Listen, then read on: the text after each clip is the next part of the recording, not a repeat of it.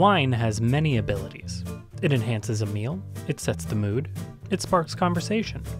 And if you ask a wine aficionado, it can also breathe, cry, and become corked. These wine terms are often cited, but little understood. So here to translate is Dr. Gavin Sachs of Cornell University's Viticulture and Enology program. You open the wine and wow, you really want a glass of wine.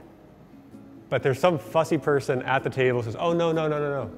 You have to let it breathe. Ah, relaxing, soothing breathing. And perhaps they'll say let it breathe for 2 minutes or 20 minutes or an hour. What does that do outside of make you very frustrated that you can't have a glass of wine? If you guess that your wine is taking in oxygen from the room, you're right, but just like there is a limit to how much salt or sugar you can get dissolved into a wine, there's a limit to how much oxygen you can get dissolved into a wine as well.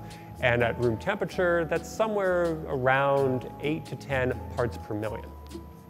And once you hit that point, you're not getting any more oxygen in. You can, however, speed up the process.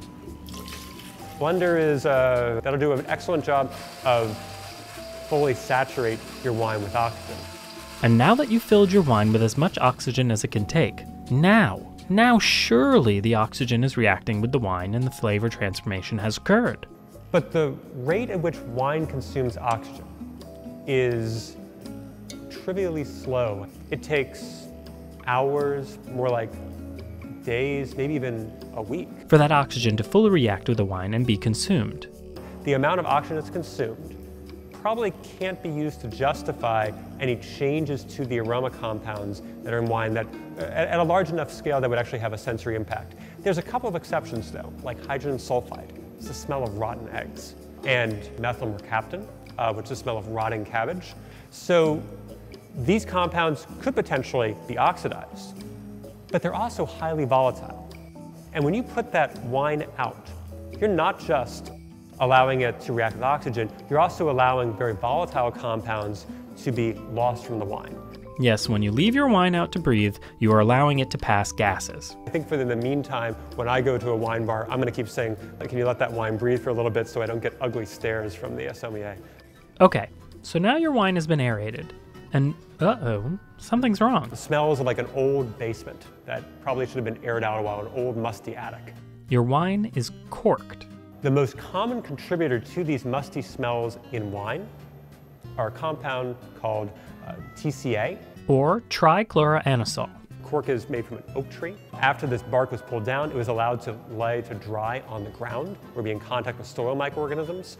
Frequently, that cork material was bleached, and you've got all three ingredients there.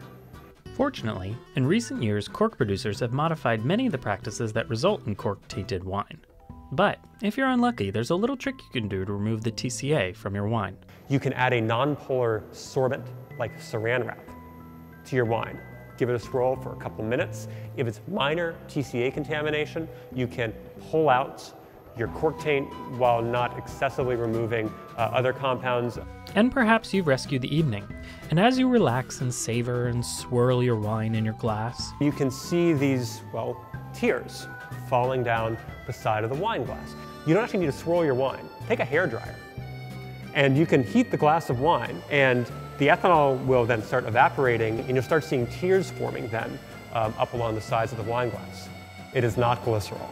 What you need to have tears is a mixture of ethanol and water. Dry wine is 98% ethanol and water, and at the surface of this mixture, you're going to proportionally lose more ethanol from that thin film of wine than you are going to lose water.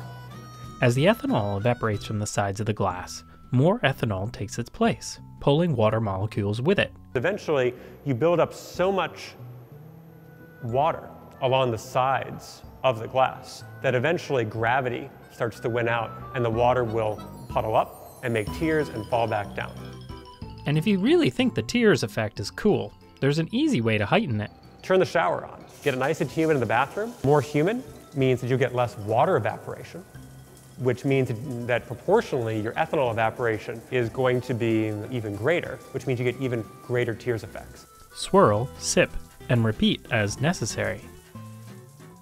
So remember, wine jargon doesn't need to jar you. It can help you to appreciate your evening. Just remember to drink knowledgeably. For Science Friday, I'm Luke Groskin.